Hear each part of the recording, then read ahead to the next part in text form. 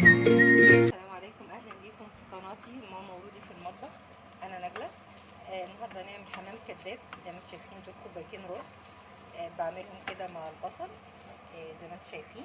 وده الحمام بتاعي اللي هو اوراق يعني. فلفل اسمر بقى وشويه ملح وبصلايه فلفل اسمر احطها زي ما انتم شايفين كده. الرز يستوي بقى ان شاء الله نص سوا، 3/4 سوا، مش نص سوا لان الوراك ما بتاخدش وقت في السوا. ونحشيه واقفله واوريه لكم ومن غير شوربه ولا ميه ولا كلام من ده، في الصينيه كده وهيستوي بكل سهوله من غير ولا شوربه ولا فويل ولا اي حاجه خالص. اخلص وان شاء الله اوريكم شكله هيبقى عامل ازاي. دي الميه بتاعتي اهي اللي احنا حاطينها، بتبقى مستواها عامل كده. اغطي عليها بقى وتستوي ونحشى بيها على طول، بس يكون بردت شويه. خلاص احنا رجعنا اهو. ادي الرز بتاعنا شايفين شكله كده. خلاص انا اتشرب ويستوى، هطفي عليه اسيبه يهدى بقى شويه وابتدي احشي بيه الوراك.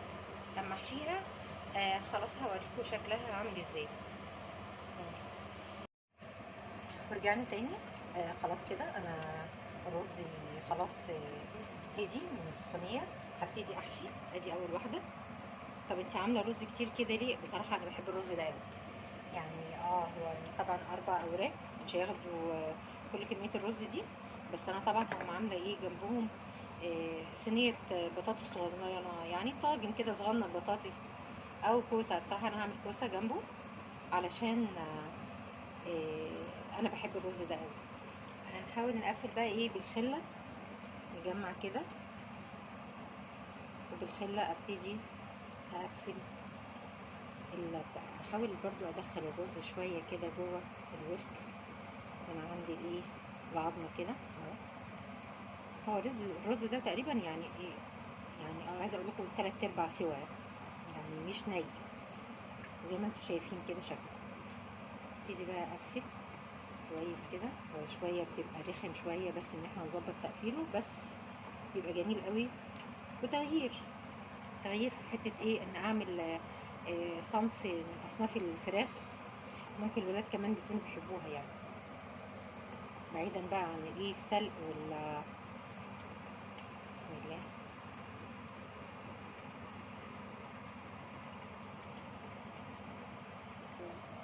اهو ورجعنا اهو. بصوا زي ما انتم شايفين انا بالخله كده بحاول اقفل كده كويس بحيث يبقى كله كويس مقفول. دي زياده ممكن اقصها بالمقص واظبط برضو ايه الحته دي كده بخله كمان. وادي شكله. هخلص كل الكميه واوريكم هعمل ايه. ورجعت بعد ما خلصت كده الوراك زي ما انتم شايفين ده شكلها. ولعت عليها خلاص. هحط حوالي نص كوبايه ميه يعني شويه ميه صغيره. هي كده كده بتنزل ميه وشويه ملح بقى وفلفل اسمر، واسيبها لغايه ما تستوي واختبر الوراك بالخله يعني. ادوس كده اشوف خلاص استوت خلاص، هطفي عليها تحت الشوايه بقى والف هنا كده. السلام عليكم. احنا رجعنا بعد ما خلصت خلاص خالص. ادي الحمام الكداب بعد ما خلص وطلع من الفرن وحطيته طبعا. خد الوش ده في الشوايه. الرز اللي اتبقى زي ما انتم شايفين كده قمت جايه عامله جنبه طاجن الكوسه التحفه ده. شايفين طاجن الكوسه ده عملته جنب شويه الرز. كده عملنا وجبه كامله متكامله وبألف هنا وشفا. يا رب تعجبكم.